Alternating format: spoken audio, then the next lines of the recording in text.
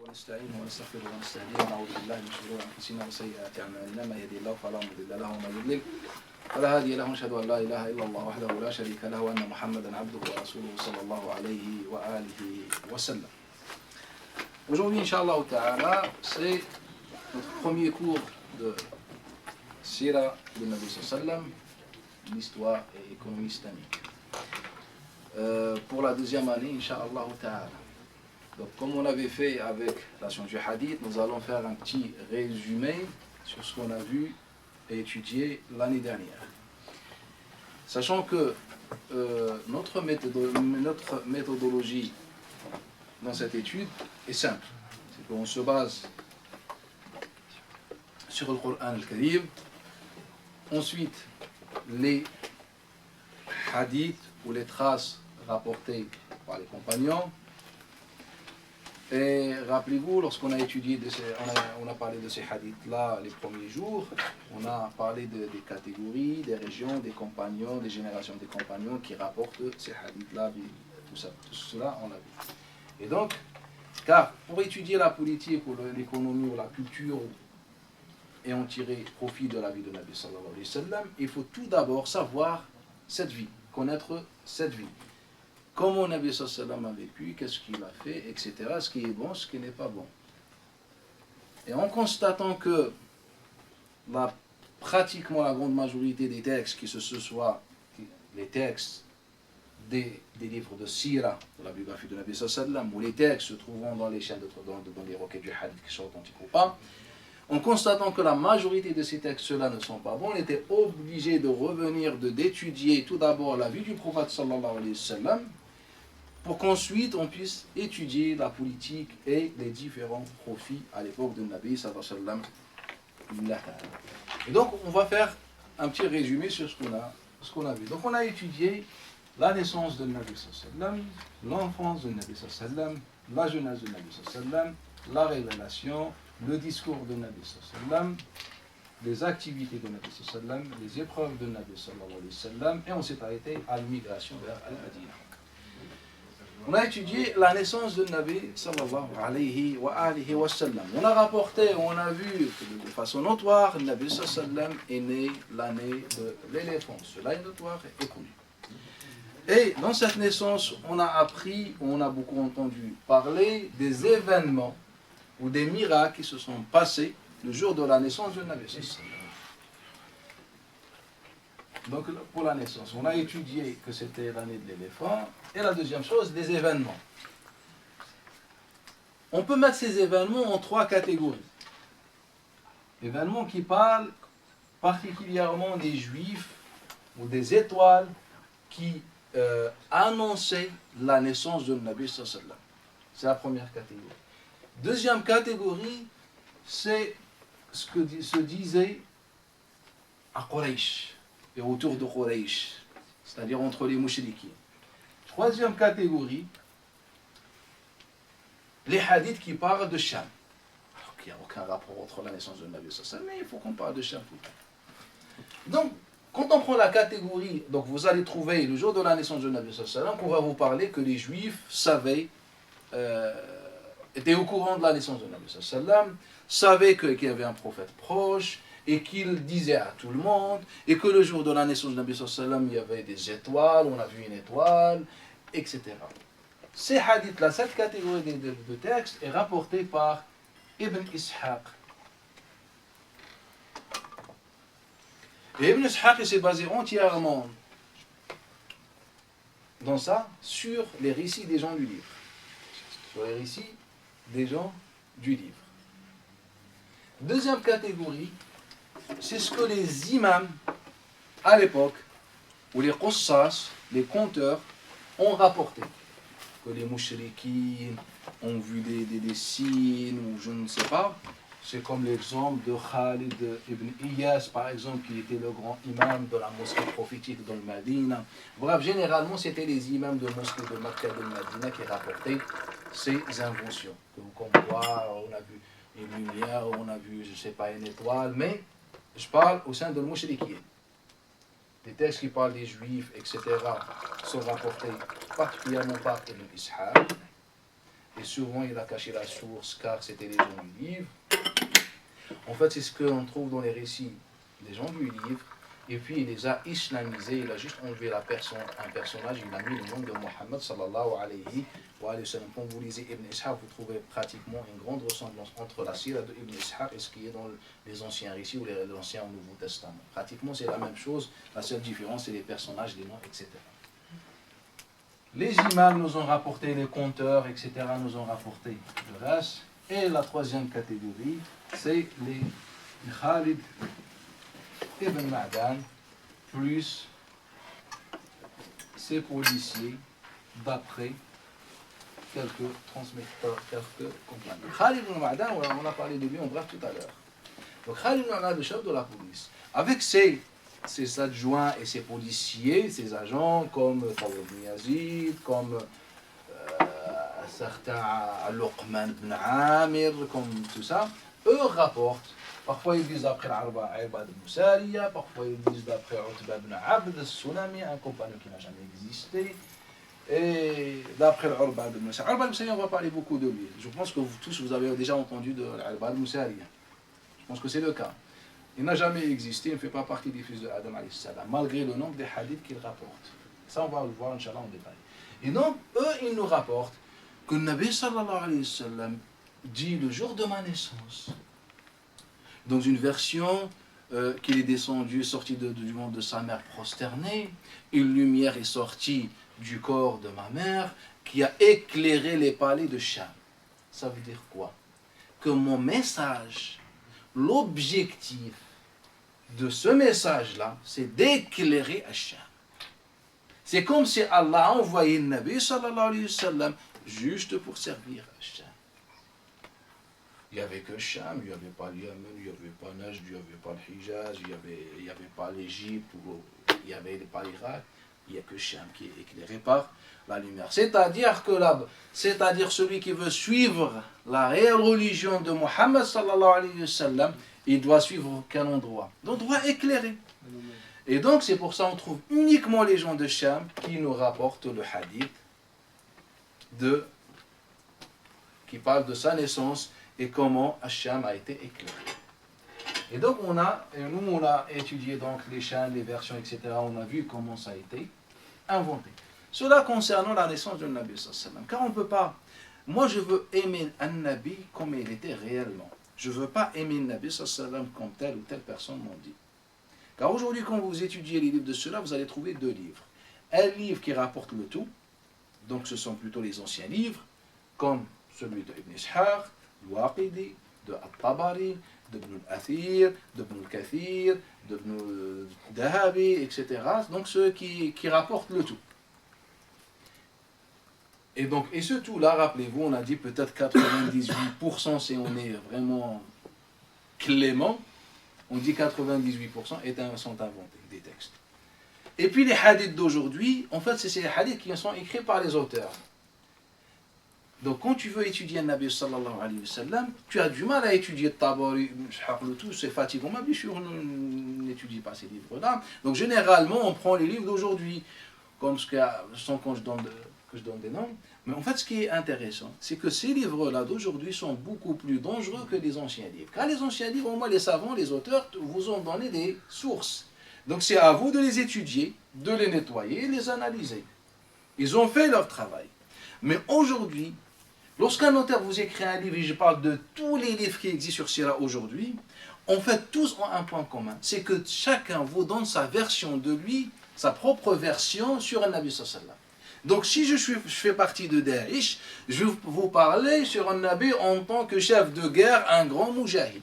Si moi je fais partie de X tendance, qui aime bien politiser, ou je ne sais pas, comment dire, gagner l'agrément des autres et la satisfaction et être apprécié par les autres, je parle la miséricorde, la paix de la... Donc je vais sélectionner des textes qui parlent de ça et ignorer tout simplement les autres textes. En fait, ça dépend. Et donc, quand vous prenez un livre de Sira, vous n'êtes pas, les livres récents, vous n'êtes pas en train d'étudier la vie de Nabi sallallahu alayhi wa sallam. Vous êtes tout simplement en train d'étudier la vision d'un vulgaire auteur. Comment il voit les choses. Donc, ce n'est pas Muhammad sallallahu alayhi wa sallam. Moi, je veux tout ce qui a été dit sur le Nabi sallallahu alayhi wa sallam. C'est ça notre projet. On prend le tout avec le Coran al-Karim et on étudie, on fait nos analyses pour faire sortir uniquement la vie de Nabi sallallahu alayhi wa sallam, qui va nous plaire ou nous déplaire ou peu importe, mais c'est ça l'objectif.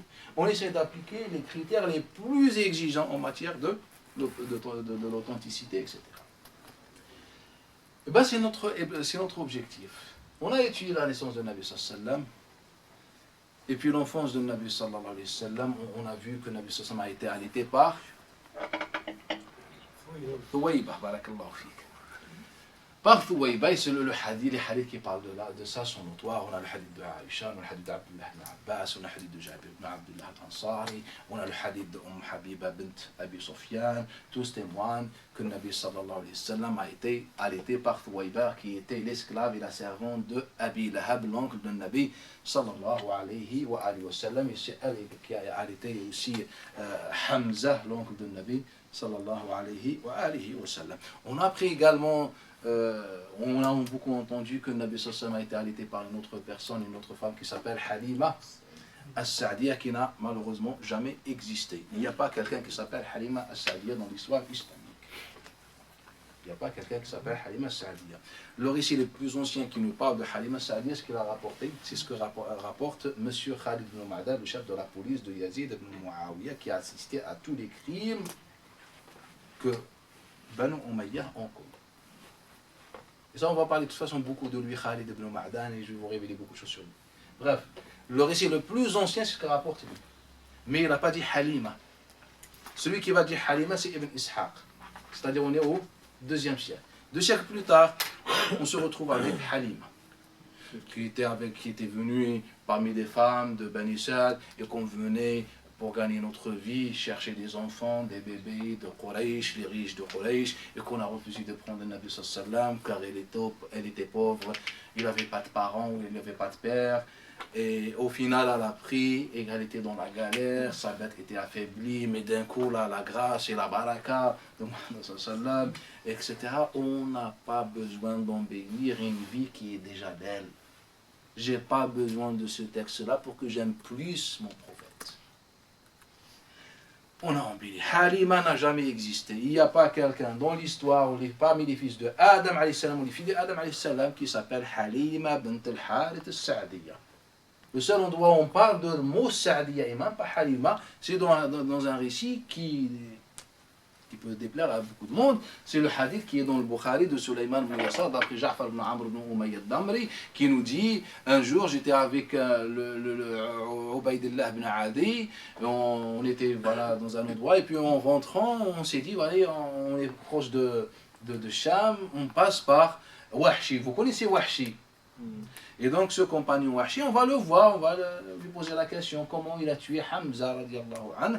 Donc, et ils nous ont dit, ça ne sert à rien d'aller le voir, car il n'est jamais dans sa tête, il est tout le temps ivre. Il était alcoolique, il a passé toute sa vie dans l'alcool, et il est mort comme ça. Radiyallahu anhu. Il faut dire radiyallahu anhu. Je redis radiyallahu anhu. Comme ça, on apprend à ne pas juger les autres. Il y a des compagnons qui buvent de l'alcool. Radiyallahu anhum, tout simplement, c'est pas ça. Quand nous, on est obsédé par les juger les autres. Ah, c'est fasiq, elle porte pas le voile, elle est fasiq. Ah non, seul Allah qui juge. Il se peut que celui qui boit de l'alcool est meilleur que l'un des grands compagnons. Wahshi est un grand compagnon déjà. Bref, donc on leur a dit ça ne sert à rien. On a insisté, on a dit comment on va le voir. On a été le voir, et dès qu'il a vu Ubaydillah ibn al-Khayyar de loin, il lui a dit, je me rappelle lorsque Sa'diya qui t'a allaité bidouwa. As-Sa'diya, c'est le seul endroit où on parle de Sa'diya, mais on ne dit pas Halima. C'est une femme de Sa'd et elle parle de Ubaydillah. Et personne n'a dit que Ubaydillah était le demi-frère de Nabi sallallahu alayhi wa sallam, elle était par la même personne. Et ce n'est pas elle, c'est une autre Sa'diya. Ça, si on suppose l'authenticité de ce texte-là. Sinon, on a un autre texte de Ibn Abbas, attribué Ibn Abbas. Bref, on a vu les détails. On est sorti avec la conclusion que Halima n'existe que dans la tête de Ibn Ishaq.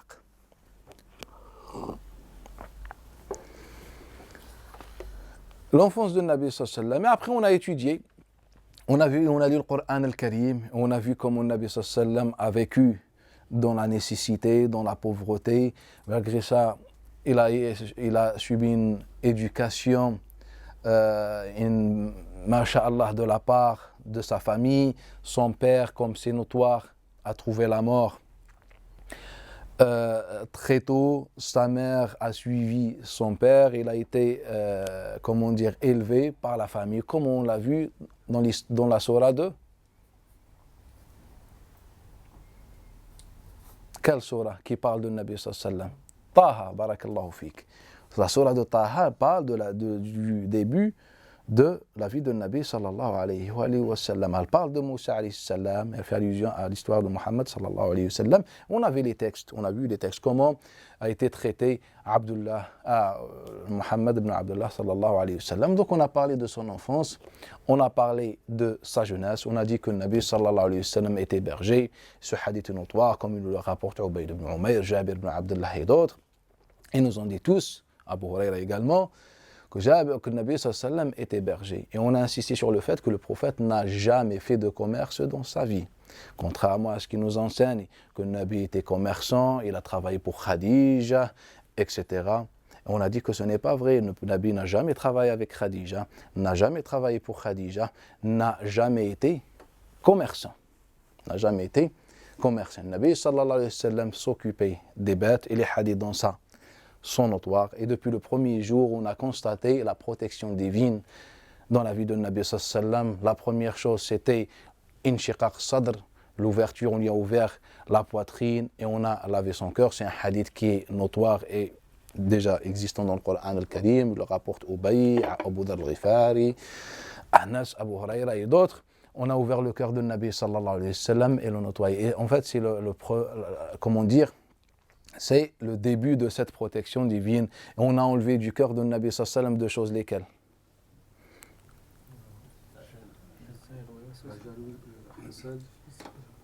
Al-Hasad et la haine, barakallahu fik, il-ghil. Et on a mis quoi à la place? Deux choses. Al-Ra'ma wa al-Ra'fa. Donc on a enlevé deux choses du cœur de Nabi sallallahu alayhi wa sallam. Qui veut dire que ces deux choses-là ne devraient pas être dans le cœur d'un musulman. Al-ghil, la haine quelconque. Et la deuxième chose, la jalousie. Ou al-hizd ou al-ghira. Et on a mis dans le cœur de Nabi sallallahu alayhi wa sallam al-Ra'fa.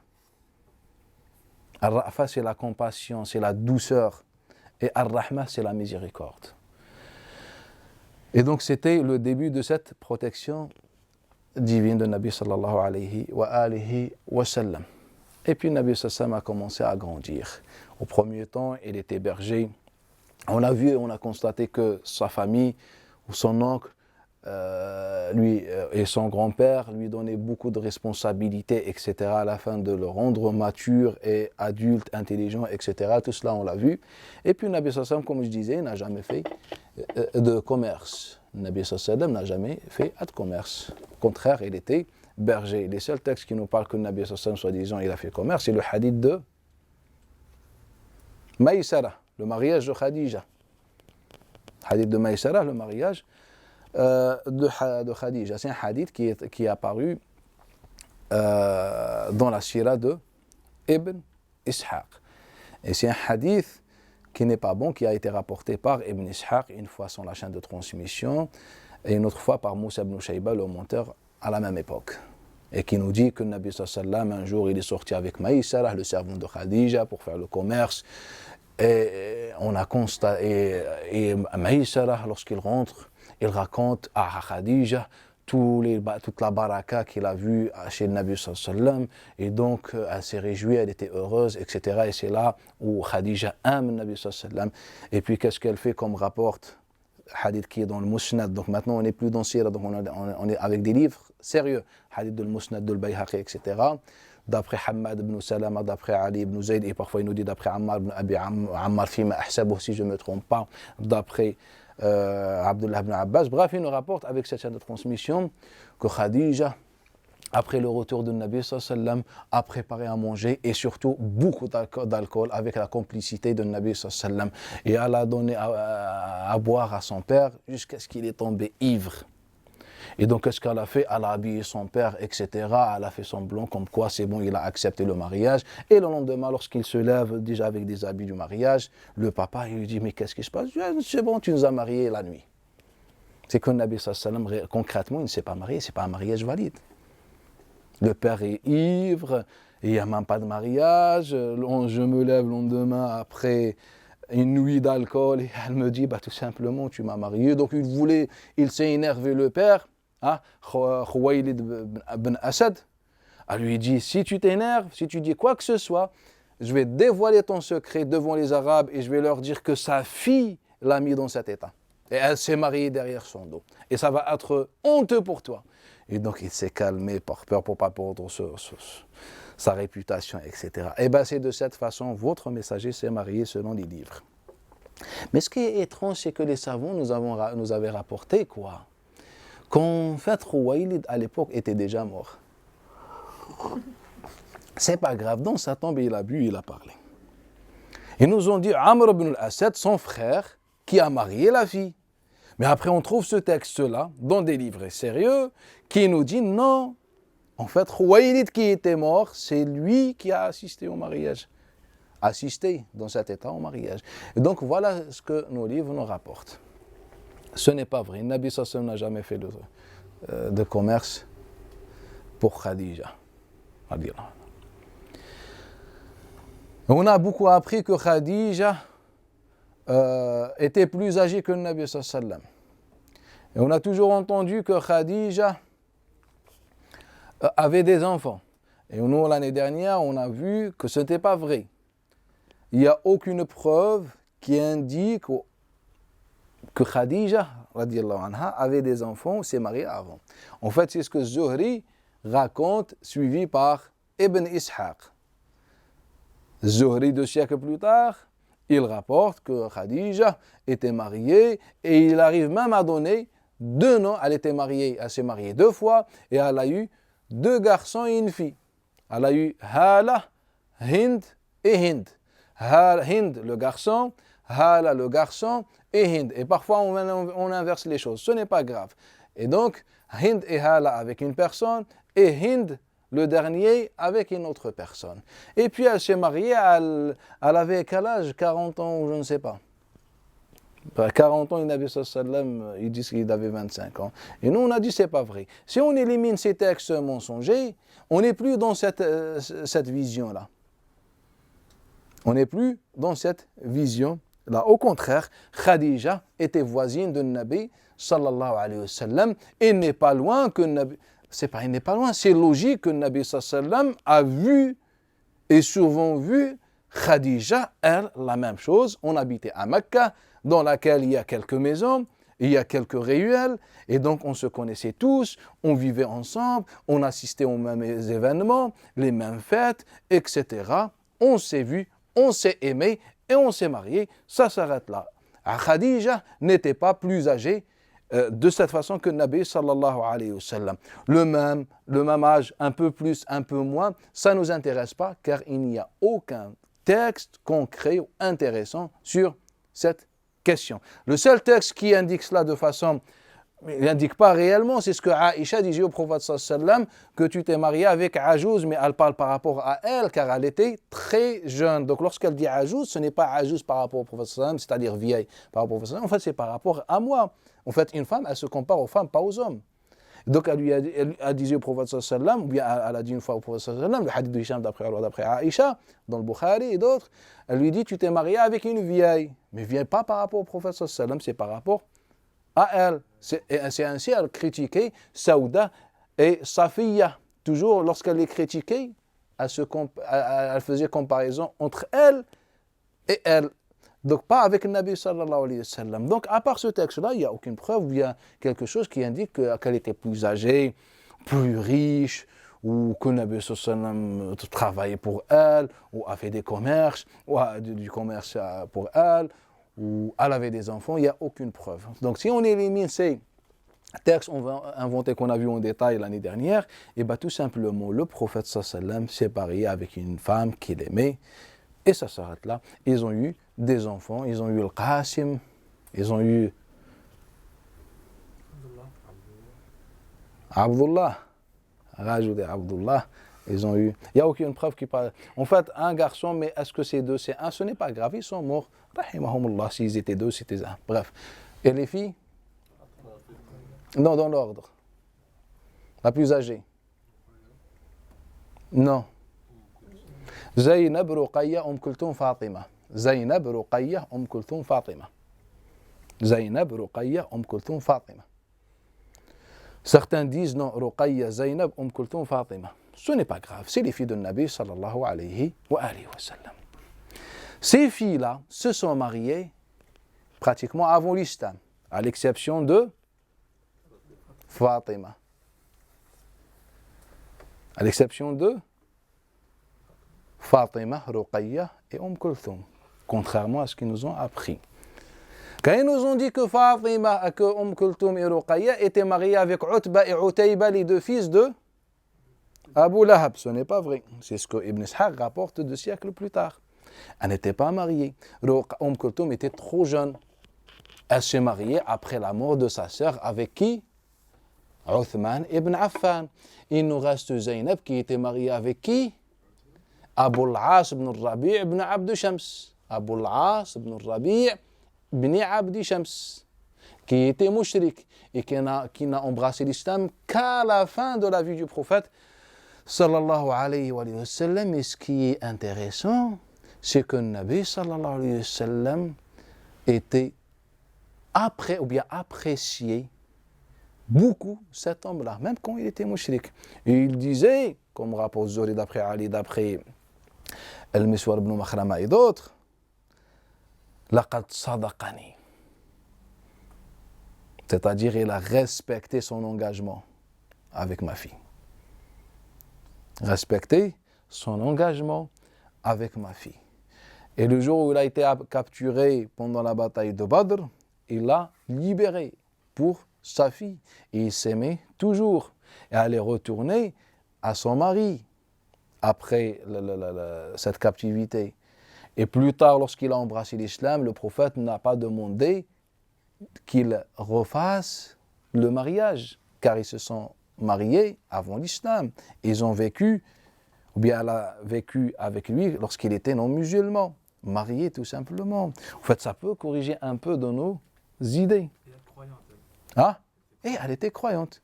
Car les preuves, on a parlé aussi des textes qui prouvent que Zaynab a embrassé l'islam le premier jour et a beaucoup soutenu le Nabi sallallahu alayhi wa sallam à Mecca.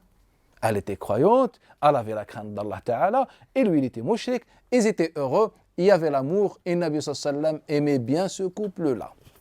Il disait, voilà, sadaqani, alors qu'il n'a même pas dit ce mot-là sur Ali ibn Abi Talib avec sa fille Fatima. Non. Ibrahim, c'est le fils de Maria, pas le fils de Khadija, on parle de Khadija. Et donc, le Nabi sallallahu alayhi wa sallam a eu ses enfants avec Khadija bint Khuwaylid radiyallahu anha wa ardaha. Et le fait que le Nabi sallallahu alayhi wa sallam donne sa fille Zaynab à Abil As montre quoi? Le Nabi savait qu'il était prophète ou qu'il allait devenir prophète ou pas? On a vu. Et malgré cela, il a donné sa fille à un mushrik. Cela indique 2 choses.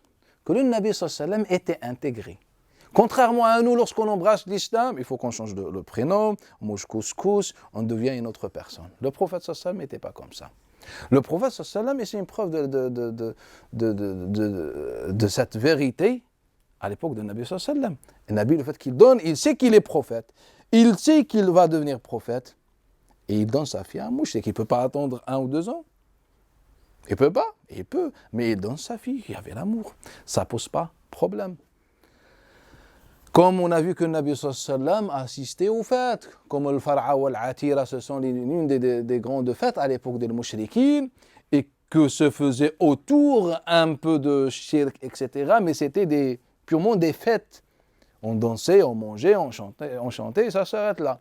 Et ben, Nabi sallallahu alayhi wa sallam, et les hadiths sont notoires, on a beaucoup parlé de ça, on a déjà fait l'année dernière, on l'a déjà vu l'année dernière, que Nabi sallallahu alayhi wa sallam a assisté à ces fêtes-là. Et cela montre quoi? Tout simplement que Nabi sallallahu alayhi wa sallam était intégré et que cela ne pose pas problème aux musulmans.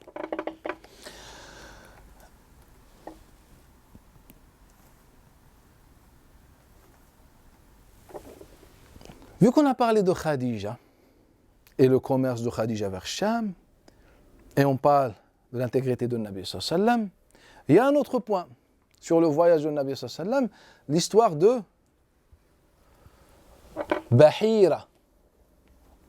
L'histoire de Bahira. Apparemment, le prêtre qu'on a vu dans l'histoire de Maïsara, il s'appelle Nastor, je pense. Je ne sais pas comment on l'a découvert, peut-être dans l'état civil ou je ne sais pas, à la mairie.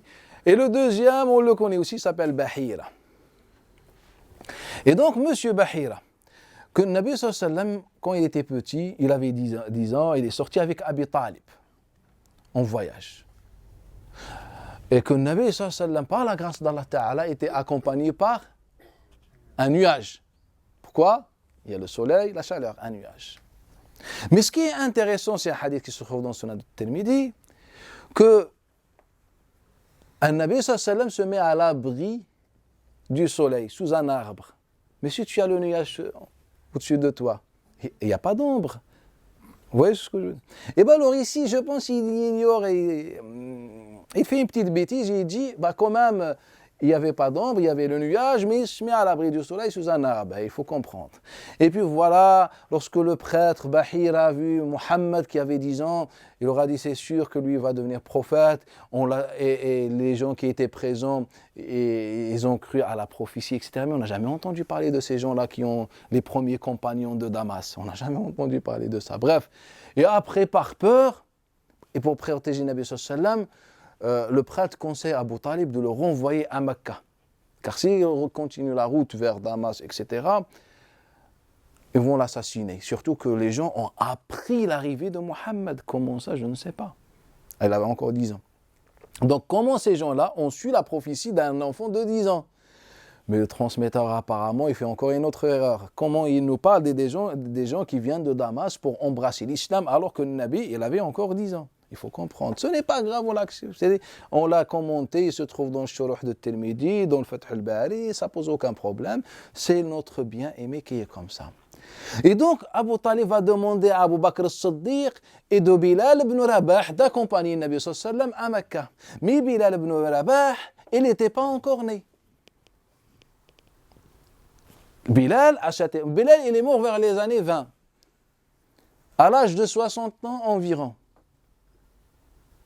À l'âge de 60 ans environ.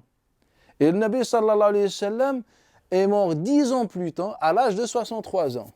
Donc lorsque le Nabi sallallahu alayhi wa sallam avait 10 ans, Bilal il avait quel âge? Moins de 10 ans. Et malgré ça, Bilal qui va accompagner le Nabi sallallahu alayhi wa sallam dans le ventre de sa mère, ou je ne sais pas, il va accompagner un Nabi sallallahu alayhi wa sallam. Et Abu Bakr Siddiq qui était plus âgé ou moins âgé que le Nabi sallallahu alayhi wa sallam? Moins, 3 ans. Et donc on va demander au plus petit d'accompagner le plus grand.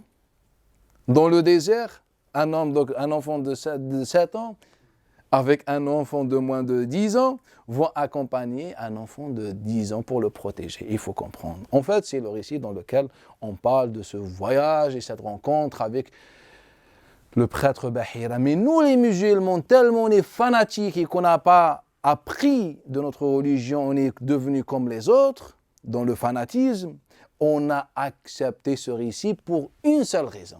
C'est que ce récit parle de ce prêtre qui reconnaît la prophétie de notre messager. Comme si on a besoin de cette reconnaissance pour qu'on existe. Juste pour ça, on accepte l'impossible. Et c'est possible. Il y a 2 soleils. Il y a un soleil au-dessus du nuage et un autre soleil pour qu'ils se mettent à l'abri du soleil. Il faut comprendre. Et cela ne fait que nuire à la personne de Nabi sallallahu alayhi wa sallam. L'histoire du commerce pour Khadija et la suite du mariage, etc. Car les gens nous attaquent aujourd'hui. Ils nous disent, votre messager, il a passé toute sa vie avec des prêtres. Et c'est vrai, quand on prend les livres de Sira, on trouve que ça. Ça veut dire quoi? Si le Nabi sallallahu alayhi wa sallam, à l'âge de 10 ans, il connaissait les prêtres. Et puis lorsqu'il faisait ses commerces, car les Sira, ils ne disent pas un commerce. Plusieurs commerces, plusieurs voyages. Et donc, car après le mariage, Ibn Ishaq, il nous a dit, c'est le premier commerce avec Maïsara. Mais après le mariage, c'est le Nabi sallallahu alayhi wa sallam qui s'occupait du commerce de Khadija. Il allait souvent à Damas. Donc à chaque fois, il croisait des prêtres. Et le jour de la mort de Waraq ibn Nawfal, qu'est-ce qui s'est passé au Coran al-Karim? Il n'y avait plus de révélation. Ça veut dire quoi? Et le Nabi sallallahu alayhi wa sallam faisait quoi dans sa jeunesse? Il adorait comme tout le monde les idoles. Il sacrifiait comme tout le monde des bêtes pour les idoles. Et grâce à Zayd ibn Amr ibn Nufayl, le Nabi a embrassé l'islam, il a fait tawbah. Car quand vous prenez le Bukhari pour terminer l'histoire, il va nous rapporter d'après Moussa ibn Uqba. On n'est même pas dans Sirat ibn Ishaq, on est dans l'authentique, un livre très sérieux et le plus authentique après le Coran al-Karim qui vous dit, mes chers musulmans, que Moussa, d'après Salim, d'après Ibn Omar, que le Nabi sallallahu alayhi wa sallam avec Zayd ibn Haritha ont sacrifié une bête pour une idole. Ils ont croisé un certain Zayd ibn Amr ibn Nufayl. Et le Nabi lui a dit, viens manger avec nous. Et Zayd ibn Amr lui a dit, moi je ne mange pas ce que vous sacrifiez pour les idoles. Zayd ibn Thabit nous dit, et depuis le prophète a fait tawbah. Et vous me dites que le Nabi était dans l'islam, dans Ghar Hira, la grotte, il adorait Allah. C'est ça, il adore Allah. Authentique sans divergence, se trouve dans le Bukhari. Un autre texte qui est authentique sans divergence, de Abi Salama, d'après Zayd ibn Haritha, il dit, j'étais avec le Nabi sallallahu alayhi wa sallam, lorsqu'on a acheté une bête et on a été à une idole parmi les idoles de Quraysh, on l'a sacrifiée, on a fait une petite fête et en rentrant, on a croisé Zayd ibn Amr. فَحَيَّ كُلُّ وَاحِدٍ مِنْهُمَا بِتَحِيَّةِ الْجَاهِلِيَّةِ. Et chacun a salué l'autre par la salutation de l'Jahiliya, pas la salutation de l'Islam, de l'Jahiliya. Je ne sais pas comment il disait. Et puis, le Nabi dit à Zayd ibn Amr, écoutez, c'est des récits sérieux. Ils peuvent détruire l'islam en 2 secondes, surtout qu'ils sont authentiques sans divergence. Et je vous ai lu des livres, les savants qui authentifiaient ça, je ne connais pas de divergence de toute façon sur ça. Le Nabi demande à Zayd ibn Amr,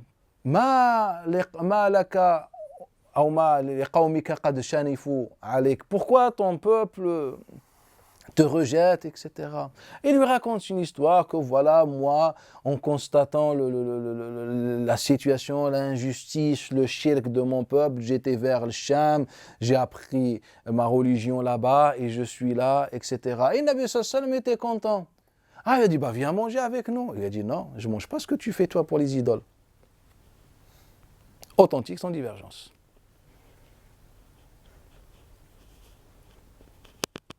Après, il vient compléter l'histoire, comment il s'appelle, Abdullah ibn Muhammad ibn Uqayd, d'après Jabir ibn Abdullah, qu'un jour le Nabi était en train d'adorer une idole, et lorsqu'il a fini son adoration, il y avait 2 anges, l'un il dit à l'autre, viens on va voir Muhammad, il dit, moi je ne touche pas celui qui vient de l'impureté, de shirk.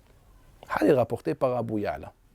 On a dit qu'Abdullah ibn Muhammad ibn Uqayl, on diverge sur lui. Il y en a qui disent qu'il était fiable, d'autres qui disent qu'il faisait quelques erreurs. Mais il est Hassan. Ce hadith, il s'appelle ensemble du hadith Hassan. Et c'est ça ce qu'on apprend dans notre sira. Donc le Nabi sallallahu alayhi wa sallam au final n'était qu'un simple mushrik de Quraysh. Mais en même temps, ils nous disent qu'il était contre shirk. Et que Urwa rapporte d'après un voisin de Khadija que le Nabi sallallahu alayhi wa sallam ne cessait pas de répéter que j'adorerai jamais une idole. Et il ne cesse pas de répondre que le Nabi sallallahu alayhi wa sallam était dans la grotte de Hira pour adorer Allah Ta'ala. Mais j'aimerais bien apprendre. S'ils ont choisi que la première version, on aurait dit quoi? C'est bon pour eux, le Nabi était mushrik, ça s'arrête là. Mais le pire, c'est que les livres de Sira prennent les 2 versions en même temps. Donc, en quel moment le Nabi était dans la grotte. En quel moment le Nabi sallallahu alayhi wa sallam, ou bien comment c'est possible le Nabi à la fois il est muwahhid et à la fois il est mushrik? Comment vous pouvez expliquer ça? Il est dans l'unicité depuis le premier jour, ils nous disent, mais en même temps, grâce à Zayd ibn Amr ibn Nufayl, quelques années avant la révélation, il a embrassé l'islam. J'aimerais bien savoir. Ou bien il a embrassé l'unicité. Donc on a deux versions, les deux sont acceptées, les deux sont authentiques. Et les livres de Sira étudient les deux choses. Quand vous prenez tous les livres d'histoire, tous les livres de Sira, sans exception, vous donnent les deux versions. Mais le problème, vous ne donnez pas les deux versions comme ça ensemble. En fait, des récits que vous trouvez, etc. Et voilà, ça s'arrête là. Et ça s'arrête là. Et nous, on a expliqué que ce n'était pas vrai, donc on a revu ces textes, ces chaînes de transmission, et comment les gens de Basra rapportent ce hadith-là de Moussa d'après Salim, d'après Ibn Omar sur l'histoire, et comment Mohammed ibn Amr ibn Alqama, comment a inventé la chaîne de Abi Salama d'après tout l'autre, et l'histoire de Uthman ibn Abi Shayba, qui est derrière l'histoire de ces deux anges qui ne voulaient pas toucher An-Nabi, car ils venaient d'adorer des idoles. Donc on a tout expliqué. En général, An-Nabi sallallahu alayhi wa sallam a vécu une enfance comme les autres enfants. An-Nabi sallallahu alayhi wa sallam était comme les autres enfants. Ce n'est pas comme les livres nous disent qu'il ne transpirait pas et que ses cheveux étaient tout le temps démêlés. C'est comme s'il venait de sortir à chaque fois de la douche. Et que ce n'est pas vrai. An-Nabi transpirait, tombait, il se cassait, il se blessait, il rigolait, il pleurait. C'est un enfant ordinaire. An-Nabi, c'est comme vous, comme nous quand on était enfants. On faisait les bêtises, le prophète faisait les bêtises. On était gentils, on pleurait, on faisait des caprices, etc. Et bien, Nabi, c'est la même chose. La seule différence, c'est qu'Allah Ta'ala l'a fait pour qu'il soit un messager. Et il a nettoyé son cœur de deux choses, et pas de trois choses, de la haine et de la jalousie. Dans le reste, il est comme les autres. Dans le reste, il est comme les autres. Il a grandi parmi les jeunes de Quraysh. Il avait des amis de Quraysh. Il a fait ce que Quraysh faisait. Il mangeait, dormait, il faisait comme eux. Il participait, il assistait aux événements de Quraysh. Sauf qu'il ne commettait pas de péché ou bien qu'il n'était pas dans le shirk comme on l'a déjà vu. Parmi les événements auxquels Nabi sallallahu alayhi wa sallam a participé, c'est la construction de la Kaaba, comme c'est rapporté de façon notoire.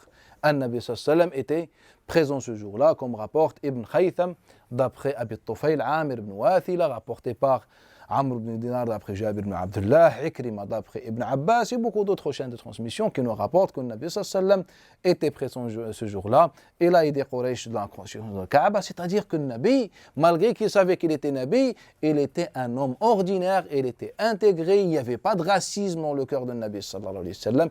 Il a participé, et puis l'histoire aussi célèbre qui est également notoire, comme rapporte Khalid ibn al-Ara d'après Ali ibn Abi Talib et aussi Mujahid d'après Abdullah ibn Sa'ib qui était présent ce jour-là, lorsque le Nabi sallallahu alayhi wa sallam vient et celui qui va trancher entre tout le monde et réconcilier entre tout le monde, et il met avec ses propres mains la dernière pierre dans la Kaaba, et ainsi on finit la construction de la Kaaba. Et puis vient la prophétie de Nabi sallallahu alayhi wa sallam, et là où il reçoit Jibril alayhi as-salat wa as-salam. Mais la question la plus fondamentale, de quelle façon le Nabi sallallahu alayhi wa sallam a reçu Jibril?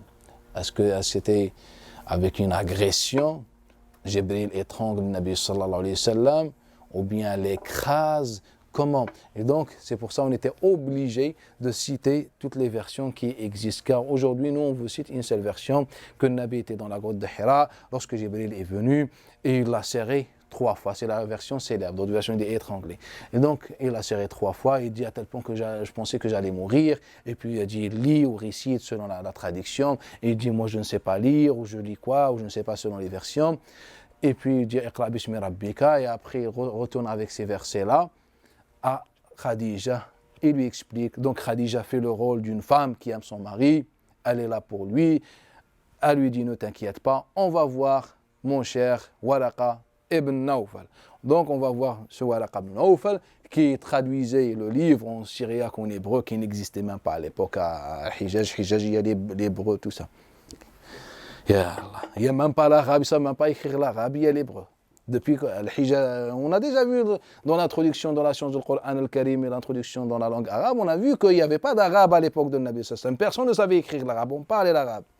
L'écriture, la calligraphie arabe venait de naître à l'époque de Nabi sallallahu alayhi wa sallam. Mais apparemment, Waraqa, il écrivait l'arabe et en plus l'hébreu, masha'Allah, et le français, l'anglais aussi, peut-être qu'ils les ont oubliés. Bref, il lui dit, il a eu ce que Moussa alayhi salatu wassalam a eu, Namous, la révélation. Et après, il dit, je serai vivant, Inch'Allah, je donnerai tout mon soutien au prophète sallallahu alayhi wa sallam. Puis la version nous dit, Waraqa est mort quelque temps plus tard. Et le wahi s'est arrêté, la révélation s'est arrêtée. Et qu'est-ce qui se passe? Et puis le prophète voulait se suicider. C'est la version qu'on raconte à tout le monde. Donc, on nous parle de quoi? De la manière dont Jibril a rencontré Nabi sallallahu alayhi wa sallam et l'a serré. Il lui a dit, lis, Nabi n'a rien compris. Il va voir Khadija. Khadija va le ramener à Waraqa. Waraqa va mourir et il n'y a plus de révélation. Sans qu'on rentre dans la chaîne de transmission. Est-ce que ça colle avec tout ce qu'on a vu? Que le Nabi savait qu'il était prophète ou pas? On lui a ouvert la poitrine. Le jour de la construction de la Kaaba, lorsqu'il transportait les pierres, je n'ai pas cité tout le récit avec les chaînes que j'ai données. Qu'est-ce qu'on dit à la fin? Que tellement il faisait chaud, l'Abbas, son oncle, lui a dit, il faut que tu mettes quelque chose sur ton épaule. Il faisait chaud, les pierres étaient chaudes. Et donc, il a soulevé, ou bien il voulait soulever son rida pour le mettre, car c'était la tradition arabe. On soulève pour mettre une pierre. Et là, le Nabi perd conscience. Et lorsqu'il se lève, Abbas lui pose, qu'est-ce qui s'est passé? Il lui dit, j'ai reçu l'ordre de ne pas me déshabiller. Il y avait une relation avec Allah ou pas? Le jour lorsqu'il était sur la colline de Mecca, et il voulait descendre à Mecca, assister à la fête et faire ce qu'il voulait quand il était enfant. Qu'est-ce qui s'est passé? Allah l'a préservé ou pas? Donc c'est quelqu'un qui a une relation avec le monde invisible ou pas? Et donc apparemment, il attendait Jibril dans la grotte de Hira, mais lorsque Jibril vient, il dit, je pensais que je suis devenu fou. Et il ne sait pas encore. C'est grave que ce texte peut détruire l'islam, ce texte-là. Car ce texte-là nous dit quoi? Qu'il ne savait pas qu'il était prophète. Et que grâce à un prêtre, il s'est rendu qu'il est prophète. En fait, c'est plus que grave, je ne sais pas si vous réalisez. Un prêtre derrière notre religion. Un vulgaire prêtre, Waraqa ibn Nawfal, c'est derrière notre islam jusqu'à ce jour-là.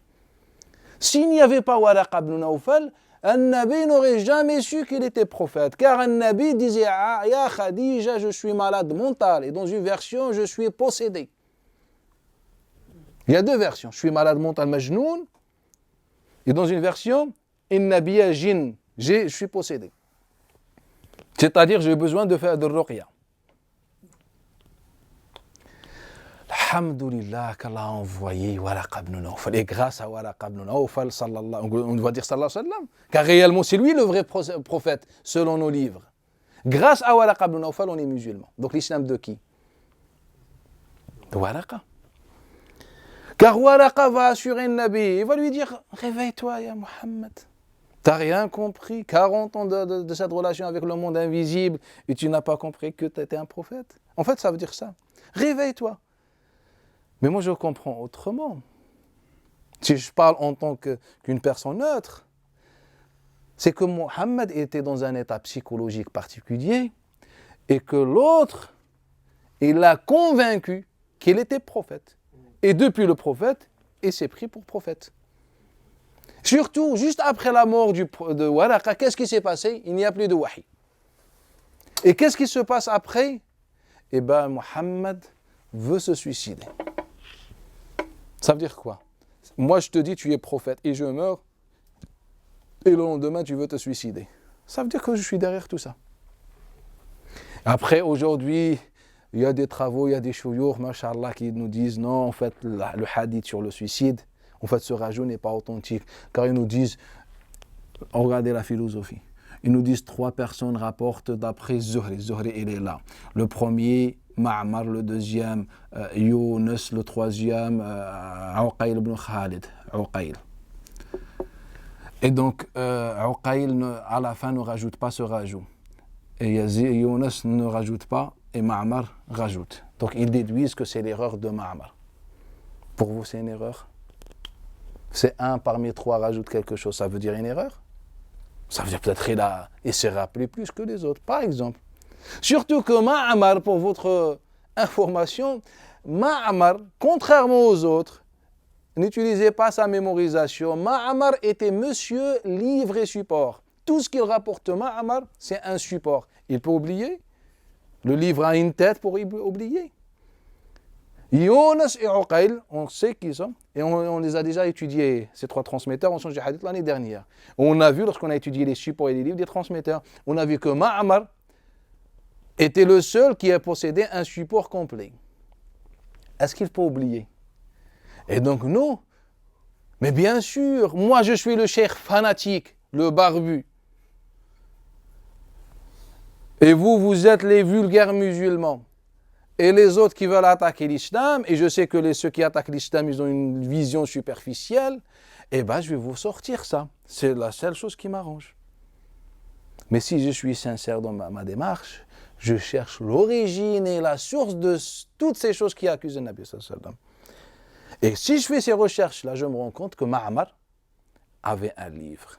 Et je me rends compte en plus que Younes, en fait, il rapporte bien exactement ce que Ma'mar rapporte. Vous pouvez prendre Durya al-Dahira de l'imam Dawlabi, vous trouvez que Younes rapporte exactement le suicide comme a été rapporté par Ma'mar. Et avec la même zone d'après Urwa, d'après Aïcha. Et donc, si j'ai poussé mes recherches, je serais tombé sur ça. Et donc là, je dois poser une autre question. En fait, la chaîne de transmission est authentique selon les conditions de Bukhari et Muslim. Maintenant, quelle est ma réponse? Soit j'affirme, comme c'est déjà le cas, et je confirme, et je ne sais pas qui va être convaincu par ça, l'authenticité de l'islam comme ça. Soit je pousse encore plus les recherches pour savoir la vérité. Et je me rends compte que le problème, ce n'est ni Ma'mar, ni Younes, ni Uqayl, et c'est Zuhri, comme on l'a déjà expliqué avec les détails. Et donc, c'est ce qu'ils racontent les savants de Sira et de Al-Hadith. Et donc, pour ça, nous, on était obligés de sortir toutes les chaînes de transmission. Juste, je vous rappelle que Aïcha rapporte ce hadith-là. Mais d'après Aïcha, on a Urwa et on a Yazid ibn Babanous. Et donc, eux, ils ont pris la version de Az-Zuhri, sachant que Abul Aswad, le fils de Urwa, pas le fils adopté par Urwa, c'est son fils, rapporte. Et donc, Abul Aswad, d'après Urwa, d'après Aïcha, il nous rapporte une version radicalement différente à ce que Zuhri a rapporté. Et donc, pourquoi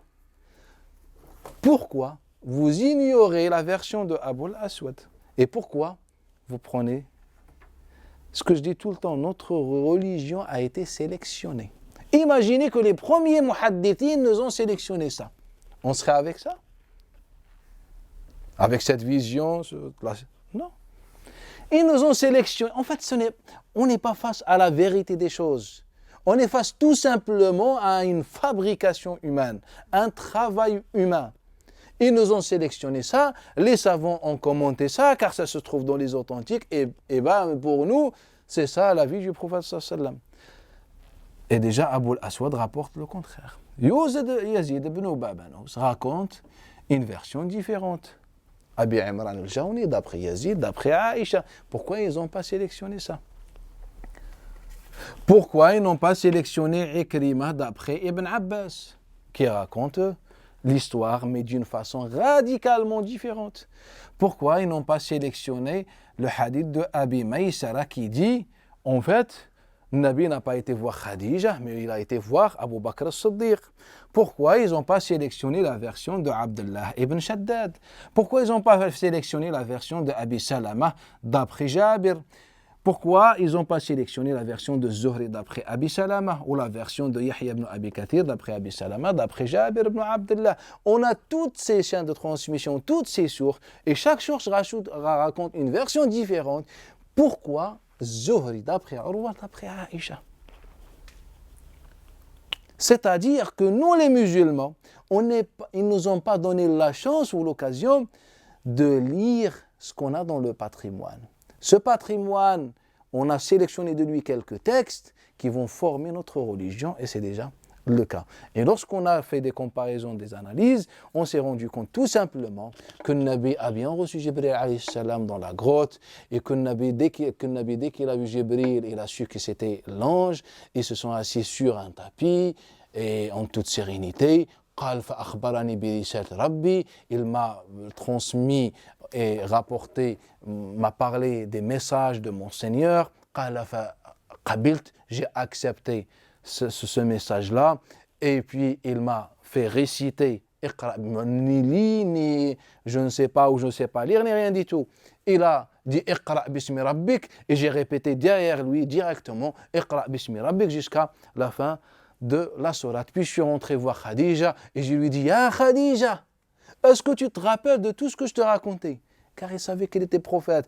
Et il nous montre que souvent il racontait à Aïcha ses nuits et ses jours dans la grotte, voilà ce que j'ai vu, les visions, etc. Il lui dit, tu te rappelles, il y a Khadija? Il lui dit, naam. Et bien il est venu. Et elle dit, la ilaha illallah, Muhammad Rasulullah, ni waraqan il barqouq. La ilaha illallah, Muhammad Rasulullah. Et elle suit son mari, et la révélation commence. Et la révélation n'a jamais cessé dans la vie du prophète sallam. Et voilà, lorsqu'on a fait des comparaisons et des analyses, on est sorti avec cette version qui a été bien rapportée par les transmetteurs. Sauf nous, sauf que les autres ont choisi Az-Zuhri d'après Urwa, d'après Aïcha. Il y a une comparaison entre ces deux versions. Ces versions, on dirait, on est, je ne sais pas, dans une salle de boxe, ou je ne sais pas, il m'a étranglé, je deviens fou, possédé, Khadija, Waraqa. Est-ce qu'on a dit aussi que Waraqa ibn Nawfal n'a jamais existé? Il n'y a pas quelque chose, un objet ou un être humain qui s'appelle Waraqa ibn Nawfal. Waraqa ibn Nawfal n'existe que dans deux récits. Le premier, c'est celui-là, et le deuxième, ce que Hisham a rapporté bien longtemps après la mort de son père. Et il a suffi que Abu Usama, on s'en fiche des noms, se trompe et le rapport d'après Hisham, d'après Urwa, d'après Aïcha, un autre ici qui mentionne Waraqa, pour qu'on dise, eh ben le hadith est authentique. Non, quand on a fait l'enquête, on s'est rendu compte que Hisham le rapporte de sa tête, et Hisham n'est que le proche et l'ami de Az-Zuhri qui est de Zuhri. Et on a beaucoup parlé de ce duel. Zuhri et Hisham, rappelez-vous, on change du hadith l'année dernière. Tout simplement, à part ces deux récits, il n'y a aucune trace de Waraqa ibn Nawfal. On a parlé d'un troisième récit qui est mensonger, sans divergence chez les savants du hadith. Il n'y a pas de trace de Waraqa ibn Nawfal. Et donc, si on élimine ces traces apparues au IIe siècle, ça veut dire quoi? Est-ce qu'il y a une preuve de l'existence de Waraqa ibn Nawfal? Non. Ils sont les enfants de Waraqa, ou les cousins de Waraqa, ou un récit qui parle de Waraqa, ou on a vu Waraqa, ou on a entendu Waraqa, ou la femme de Waraqa, ou le cousin de Waraqa. Est-ce qu'il y a une trace qui parle de ça ou des traces? Rien. Donc nous, après, les savants ont divergé à ce que Waraqa a embrassé l'islam ou pas. Et donc une partie dit qu'il a embrassé l'islam, d'autres disent non, il n'a pas pu embrasser l'islam. Après ceux qui disent qu'il n'a pas embrassé l'islam, est-ce qu'il fait partie des gens du paradis ou pas? Car il avait la vérité ou pas? On a divergé, on apprend ça dans la croyance, dans le furdon, tout ça. Ils nous ont fatigués. Non, ce n'est pas vrai. Waraqa n'existe pas. Il n'y a pas quelque chose qui s'appelle Waraqa. Le fils de Adam, quand on verra la liste, le jugement dernier, il n'y a pas Waraqa ibn Nawfal. Il n'y a pas Waraqa ibn Nawfal. Ya Allah.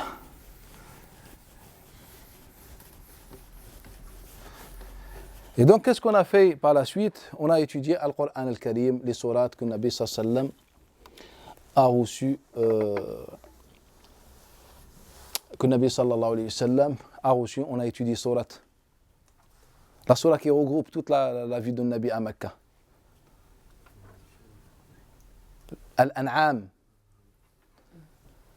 On a étudié surat Al-Shu'ara. On a étudié surat Taha. On a étudié Al-Isra. Non, Al-Maïda, on ne l'a pas étudié. On a étudié surat Yunus. On a lu dans surat Al-Nahl. Et d'autres sourates pour avoir une idée sur la vie de Nabi sallallahu alayhi wa sallam et voir les épreuves par lesquelles Nabi sallallahu alayhi wa sallam est passé, les difficultés, etc. Après avoir reçu la révélation, An-Nabi va commencer à appeler les gens à l'Islam. Bien et logiquement, An-Nabi ne va pas dévoiler d'un coup cela à tout le monde, donc il va commencer logiquement par ses proches. On a des traces qui disent que Nabi est resté 3 ans dans la da'wa discrète, mais il n'y a aucune preuve. En fait, c'est ce que Ibn Abbas a déduit, a été critiqué par Urwa ibn Zubayr, a dit il a pris ça d'une vieille dame qui racontait ça à Mecca. À Mecca, et puis Abdullah ibn Abbas a dit Nabi il est resté 10 ans, et 3 ans discrètement, et 10 ans à dévoiler à Mecca, etc., a été critiqué même à son époque. Et au final, c'est vrai, quand on a fait l'enquête, on a trouvé qu'Amr ibn Dinar et d'autres, tous disaient qu'on avait à Mecca une vieille dame qui disait que Nabi restait 3 ans et 10 ans, et ça s'arrête là tout simplement. Il n'y a aucune preuve de dire 3 ans, 4 ans, 5 ans. Ce qui est sûr et certain, et logique même, et rapporté par de nombreux compagnons comme Jabir et d'autres, que Nabi a commencé par une da'wa discrète autour de lui, ses amis, ses proches, etc. Il a commencé par son épouse, par Zayd ibn Haritha, qui était son servant. Il a commencé par Ali ibn Abi Talib, par Uthman ibn Badroun, par Abu Bakr Siddiq, ses proches et ses voisins. Et petit à petit a commencé à dévoiler et annoncer la prophétie à tout le monde. Et puis on s'est posé une question fondamentale. Quel a été le discours de Nabi sallallahu alayhi wa sallam? On a vu que le Nabi sallallahu alayhi wa sallam a appelé à des choses, si vous pouvez me les rappeler. Lorsque le Nabi sallallahu alayhi wa sallam sortit voir les tribus ou les lieux ou pendant les pèlerinages, etc., il appelait à quoi? Il appelait au soutien et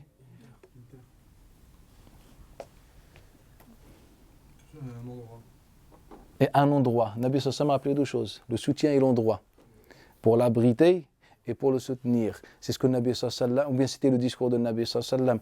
Il a appelé Bani Amir ibn Sa'sa à ça, il a appelé Dawsiyin à ça, il a appelé Bani Kinana à ça, il a appelé pratiquement tout le monde, et c'était son discours.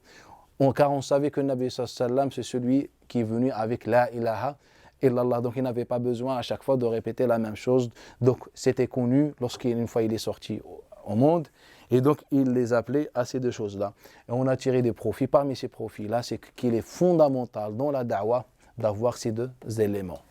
Et même le Nabi, dans le hadith de Abi Huraira, il nous dit quoi? Il est écrit dans l'Adab al-Mufrad al-Bukhari, de Saïd ibn Musayyib et d'autres d'après Abi Huraira, il nous disait quoi? Ma min nabiyyin illa wa qad bu'itha fi tharwatin fi qawmihi. Que tous les prophètes ont été envoyés dans la richesse de leur peuple.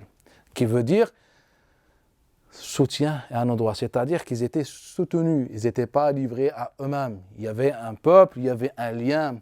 C'est pour ça Allah Ta'ala dit, quand il parle des prophètes, leur frère Houd, leur frère Salih, leur frère Thamoud, il y a un lien déjà. Il y a un lien et il y a une terre. En fait, ce sont 2 éléments fondamentaux de da'wa. C'est pour ça qu'on a vu que c'était la priorité dans le discours de Nabi sallallahu alayhi wa sallam, et pratiquement c'était le discours de Nabi tourné autour de ça, un abri et un soutien.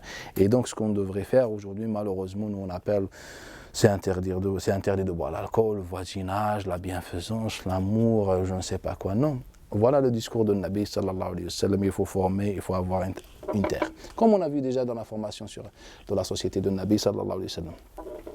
Et donc c'était le discours de Muhammad sallallahu alayhi wa sallam. Même l'autre, alayhi salam, qu'est-ce qu'il disait? On l'a déjà vu, la surat Hud. لو أن لي بكم قوة أو آوي إلى ركن شديد. Ah, si j'avais une قوة, un soutien, ou آوي إلى ركن شديد, ou un endroit qui peut m'accueillir, ou dans ce sens-là. Parce que l'autre, alayhi salam, il se plaignait. J'ai ni le soutien, ni l'abri. Le Nabi a compris, il a appelé au soutien et à l'abri jusqu'à ce qu'il le trouve chez les Médinois. Jusqu'à ce qu'il le trouve chez les Médinois. Donc, le Nabi sallallahu alayhi wa sallam a été éprouvé, le Nabi sallallahu alayhi wa sallam a été attaqué, a été insulté, il a patienté, il a supporté pour que nous, aujourd'hui, on soit musulmans. Parmi les événements à l'époque de Nabi, à l'époque de Mecca, lesquels? Quel hijra? Parmi les événements, le hijra vers Al-Habasha. Parmi les événements, As-Sahifa.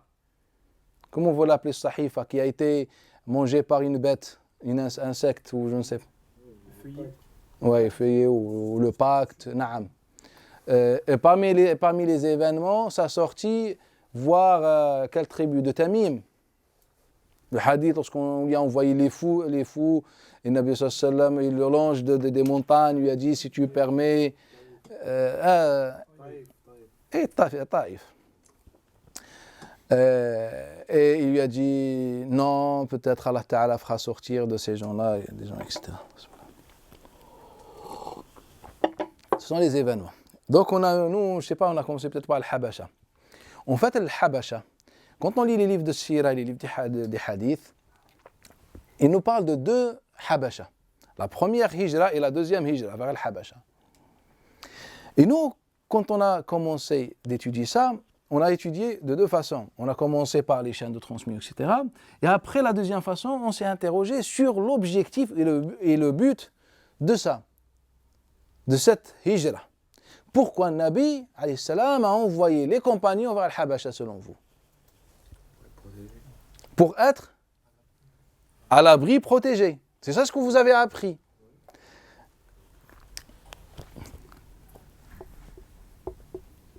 Abu Salama, il était dans le Habasha ou pas? Naam, sans divergence.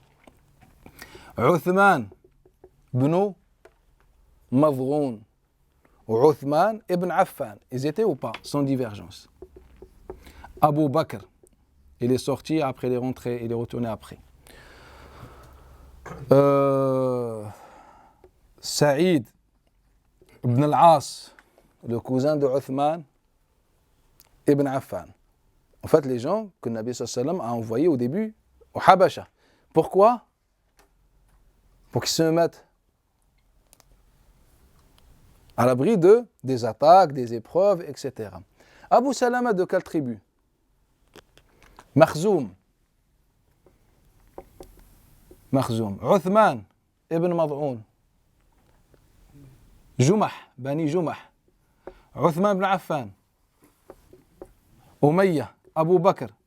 Taïm, pas Tamim, Taïm. Saïd ibn As, Umayya. Je dis les cousins de Uthman ibn Affan.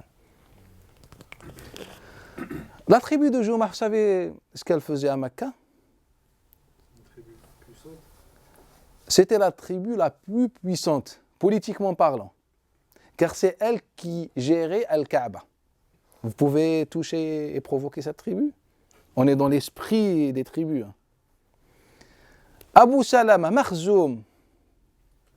Qu'est-ce qu'on a étudié dans la jeunesse de Nabi sallallahu alayhi wa sallam? Qui avait un hilf, un pacte. Ça s'appelle le pacte de l'Mutayyibin, ou Mutayyibin, comme vous voulez. Un pacte entre les tribus pour réclamer les droits, défendre les faibles, etc. Entre qui et qui? Entre Makhzoum, on a oublié Ja'far, pour rajouter une autre tribu. Ja'far ibn Abi Talib. Entre Makhzoum, Taïm et Bani Hashim. Ils étaient alliés. Quand on dit alliés, tu touches un à tout le monde. Est-ce qu'on peut toucher Abu Salama de Bani Makhzoum? Uthman Banu Umayya était faible. Saïd ibn As, on peut le toucher. Abu Bakr avec Makhzoum. Ja'far avec Makhzoum. De Bani Hashim et Taïm, des alliés de Makhzoum. Maintenant, comment expliquez-vous que le Nabi envoie les compagnons pour les protéger? Et quand on regarde ces compagnons, en fait, c'est les gens les plus puissants de Mecca. Ça colle? Pourquoi il n'a pas envoyé le pauvre Ammar Il a été torturé ou pas Ammar et sa famille? Car le pauvre Yasir, il vient de Bani Mudlij. Et Bani Mudlij vient du Yaman. Il est arrivé dans sa jeunesse à Mecca. Il a trouvé, comment s'appelle sa femme? Soumaïa. Soumaïa était une esclave de la tribu de Bani Makhzoum. Il avait une ancienne connaissance. Il lui a dit, qu'est-ce que je peux faire pour toi? Eh bien, je te donne une esclave. Et lui, le pauvre, il n'avait rien dans ce monde. Qu'est-ce qu'il a fait? Il l'a libérée pour qu'il puisse se marier avec elle. Sinon, comment un arabe va se marier avec un esclave? Et si c'est le cas, ça veut dire que lui, il est encore pire. Bref, Ammar ibn Yasir était, ou bien Yasir, le père, était pratiquement un sans-abri à Mecca. Il s'est marié avec cette pauvre dame Soumaïa. Ils ont eu leur fils Ammar. C'est eux qui vont subir les châtiments. Pourquoi un Nabi ne commence pas par cette famille de pauvres et il les envoie au Habasha pour être à l'abri de ces châtiments? Vous me dites que c'était pour les protéger ou je ne sais pas. Bilal le pauvre, pourquoi un Nabi ne l'a pas envoyé au Habasha? Pourquoi? Bilal était un esclave. Vous me dites protéger. Il envoie les plus puissants pour les protéger, ça n'a aucun sens. Mais au final, on a dit qu'il a envoyé ces gens-là et que ce sont des gens très puissants à Mecca et il a laissé les pauvres. Et en même temps, on vous a interprété ça en disant, pour les protéger. Je ne sais pas comment les chouyours musulmans depuis des siècles, comment ils ont réfléchi pour accepter ces informations, ces récits-là. Et en plus, ils les ont interprétés de cette façon. Je ne sais pas si on a réfléchi dans nos têtes, avec nos têtes, ou on a réfléchi avec autre chose. En fait, c'est ce que vos livres vous disent. Et ces récits-là ne se trouvent pas uniquement dans les livres de Sira. Consultez Musannaf et Abd al-Razzaq, Ibn Abi Shayba, consultez, une partie de ces récits se trouve dans l'authentique, les authentiques, consultez As-Sunan, vous allez trouver ces récits-là. Donc, le Nabi envoie ces gens pour les protéger, et au final, on se rend compte que ce sont des gens très puissants. Ils gardent à Mecca, sous les châtiments et la menace de Quraysh, ils gardent les plus pauvres. Et on a dit aux musulmans, regardez l'amour de Nabi, c'est ça l'amour. Regardez la miséricorde, vous appelez ça une miséricorde? Ammar se fait massacrer avec sa famille, sous les yeux de Nabi, et les autres, dans le confort, dans le palais de l'Habasha. Ça, c'est la miséricorde. Et c'est lui votre prophète, selon vos livres. Mais nous, on a étudié, on a vu que tout ça a été mensonger. On a fait sortir les textes, que ce soit les textes qui sont dans l'authentique, qui mentionnent l'histoire d'Abu Bakr as-Siddiq, ou l'histoire que soi-disant Abi Moussa al-Ash'ari, il était où? Au Yémen, et qu'il a pris le bateau, et que le bateau a été emporté par les vagues, et il s'est retrouvé, il a ouvert, il a vu le palais de l'Habasha, donc il était déjà en Afrique, et il a trouvé Ja'far ibn Abi Talib, et il est parti. On a parlé de tout ça, je vous ai expliqué pourquoi et qui est derrière de ça, son fils Abu Burda l'escroc et l'arme de Bani Umayya. Et qu'Uthman, l'histoire de Uthman ibn Affan a été inventée par un imam de la mosquée de Mecca. Pourquoi c'était un conteur en casse pour tout ça, comme quoi Uthman était le gendre de Nabi sallallahu alayhi wa sallam et qui est sorti, que le prophète s'est inquiété, etc. Et surtout qu'on était à l'époque de Bani Umayya, donc pour gagner les cœurs des gens et gagner le cœur du régime. Et donc il a fait sortir l'histoire de l'immigration de Uthman et son épouse. Bref, on a parlé de ces détails. Est-ce que vous avez des questions? La prochaine fois, on va continuer, Inch'Allah, jusqu'à ce qu'on rentre, Inch'Allah, dans le programme de cette année qui commence par la société du prophète, sallallahu alayhi wa sallam. Est-ce que vous avez des questions? Naam. Vous pouvez me répéter, j'ai deux petites questions, vous pouvez me répéter les noms des filles de Nabi sallallahu alayhi wa sallam qui étaient mariées avec des non-musulmans, mushrik? Zaynab. Tu n'es pas marié avec Abil As. Et l'autre? Et l'autre, on a dit Ruqayya et Kulthum, soit selon Ibn Ishaq, elles étaient mariées avec Utba et Utayba, les deux fils de Abi Lahab, mais on a vu que ce n'était pas vrai.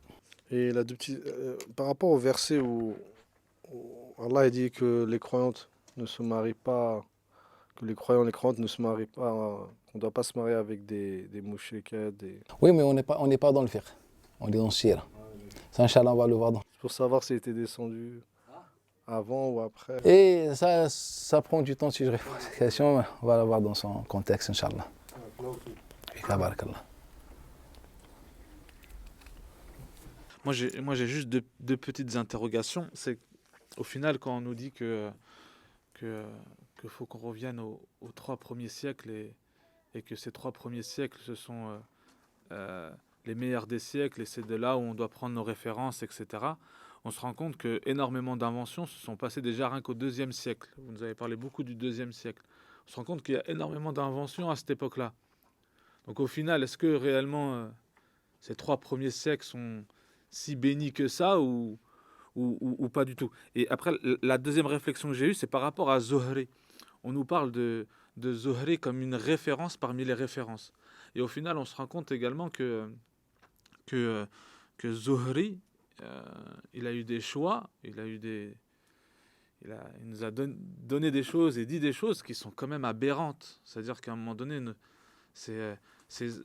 quand j'entends ça, je me dis, mais on peut plus se permettre de prendre d'une personne comme ça, parce que elle a réellement changé. Concernant ta première question, je peux te dire 2 choses. La première, déjà, de corriger ce que ça veut dire siècle. Les textes ne parlent pas de siècle, ils parlent de génération. La génération. Et donc la génération, c'est peut-être 40, 50 ans. Donc on n'est pas avec 3 siècles réels. Et donc la deuxième chose, l'histoire la plus sombre de l'islam, c'était à ces siècles-là, à ces générations-là. La plus sombre. Je parle de façon neutre. Le mal absolu est né à cette époque. Même aujourd'hui, on fait du mal, etc. On n'est pas bon, tout ce que vous voulez. À mon avis, on est beaucoup mieux que ce siècle. Je ne parle pas des individus qu'on est meilleurs que les autres. Je parle de la génération du siècle. Avec tous les défauts, tous les péchés qu'on a aujourd'hui et tout ce que vous voulez. Mais je pense qu'on est largement, on est pieux par rapport à cette époque. Ou bien la génération est pieuse. Je ne parle pas des individus. C'est là où on a falsifié l'islam. Et ça, on l'a vu depuis pas mal de temps, on est en train de le voir, etc. Aujourd'hui, au moins, on a le Coran, personne ne se permet de... Est-ce que vous connaissez un cheikh ou un imam qui se moque du Coran, qui falsifie le Coran? Vous connaissez? Jamais entendu moi parler. Un musulman, un cheikh, jamais. À l'époque, ça existait, on l'a déjà vu. On a touché au Coran al-Karim. Il y a beaucoup d'empreintes, on a vu quelques. On va, Inch'Allah. Moi, sans que je parle dans le texte et le hadith, on va le voir, la meilleure des générations et la mienne, ça, on va le voir en sciences du hadith, Inch'Allah ta'ala. Mais, avant de voir ce hadith-là, c'est les générations les moins bénies par Allah ta'ala. À l'exception de l'époque de Nabi, sallam, et les tout premiers compagnons, les grands compagnons qui sont morts très tôt. À l'exception de cette époque-là, c'est pas question, il n'y a pas de bénédiction. Allah Ta'ala met sa bénédiction sur tout le monde. Sinon, c'est une génération comme les autres, sauf qu'il y avait plus de mal que nous aujourd'hui. Concernant Az-Zuhri, en fait, quand on parle d'un transmetteur, ça ne veut pas dire qu'il est méchant. Et Zuhri n'a jamais demandé aux musulmans qu'il fasse de lui un divin ou un dieu ou ce que vous voulez. Zuhri, est-ce qu'il a demandé quelque chose? Il a laissé un testament musulman, moi je suis votre prophète, ou je suis votre lien avec le prophète, il n'a jamais demandé. Le Bukhari, est-ce qu'il a demandé? Il nous a dit, mon livre est le plus authentique après le Coran. Si le Bukhari est vivant et tu lui as dit ça, il pleure. Il pleure. Car on sait tous que le Bukhari, au moins, il était quelqu'un pieux et il avait la crainte d'Allah Ta'ala. Tu vas lui dire que tu es le plus authentique, etc. En fait, lui, il a fait un travail. Il a essayé d'écrire un livre authentique. Et puis nous, on a fait de lui ce qu'il est maintenant. Zuhri a cherché à récolter les hadiths, à transmettre. Et nous, on a fait de lui le cheikh qui ne se trompe jamais et la référence absolue. Non, Zuhri, il est comme tout le monde. On a beaucoup parlé de lui la fois passée. Il a fait beaucoup d'erreurs comme tout le monde. Et le devoir pour un cheikh, c'est d'étudier Zuhri et de sortir ses erreurs et de prendre les autres. Non. Après, c'est parce que moi, après, mon cerveau, il a du mal à essayer, pas accepter, mais vraiment, on parle de ces grands chouyours comme des personnes qui ont une intelligence vraiment très très élevée. En fait, c'est l'image qu'on a inventée sur eux. C'est l'image qu'on a inventée. En fait, le temps joue un rôle. En fait, c'est le temps qui sacralise et divinise les gens. C'est le temps. Aujourd'hui, je suis une vulgaire personne. Le lendemain, ça se trouve, quelqu'un va construire un mausolée sur ma tombe, je ne sais pas, ou vous, n'importe qui. En fait, c'est le temps. Il y a des grands transmetteurs, je préfère pas citer leurs noms, car ils sont connus, des grands savants, mais en vérité, ils ne valaient rien du tout. Mais le temps a fait que ces gens deviennent savants, des choueurs, etc. Zuhri n'a jamais prétendu qu'il était intelligent, etc. Ce qu'on sait de lui, que Zuhri, de façon objective, il était pieux. Quand je dis il était pieux, c'est pas pour tout ça. Il essayait d'être pieux comme tout le monde. Ce n'est pas quelqu'un qui était vulgaire, qui était bizarre. Au contraire, moi, j'ai aucune preuve que Zuhri avait quelconque rapport, c'est-à-dire dans les hadiths avec le régime, ou je ne sais pas, même s'il était parfois proche, mais ça ne veut pas dire grand-chose, ça veut rien dire. Tout le monde a des amis ou des proches qui sont un peu bizarres, ou tout ça, ça arrive à tout le monde, ça ne veut rien dire. Il était extrêmement proche de l'Umayya. En fait, tout le monde était proche. C'était l'ami quand même d'Abdelmalik Marwan. Il a quand même témoigné de tout ce qui s'est passé à le Harra, l'attaque de Mecca, tout ça. Il était quand même proche. On n'a pas de récit de Mohamed Youshahab Zuhri qui se détache de non, mais en tous les cas, le cas de Zuhri, on va l'étudier. Moi, je suis en train de donner juste ma conclusion. Le cas de Zuhri, on va l'étudier avec tous les détails que vous voulez. Mais moi, je donne ma conclusion. Moi, au final, ma conclusion, après avoir vu tous ces détails-là, que Zuhri, il n'était pas quelqu'un complice avec le régime. Il n'a rien dit, il a vu, il a assisté. Je donne la conclusion. Je suis au courant de ce qu'il a fait dans sa vie. Mais il n'était pas complice. Il n'y a aucune preuve pour juger quelqu'un que toi, tu es complice et tu travailles avec les autres et tu vends ta religion aux autres. Ça, il faut le prouver.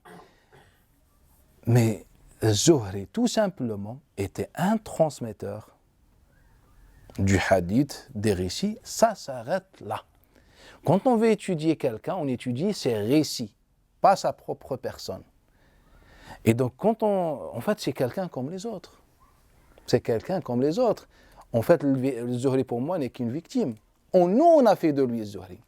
Nous, on a fait de lui.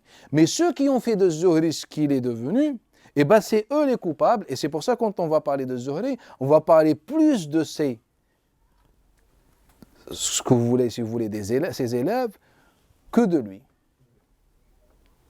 Car moi, si je vis avec toi et je vois quelque chose contre toi, et malgré ça, je vais faire de toi le grand cheikh de l'islam, le problème, c'est moi, ce n'est pas toi. Donc déjà la question, pourquoi on a tant de hadiths de Zuhri? Et donc, Inch'Allah, de toute façon, le cas de Zuhri, il est très intéressant et on va beaucoup parler de lui, Ibn Ishaq, ceux qui ont marqué l'histoire. On s'arrête ici, Inch'Allah Ta'ala.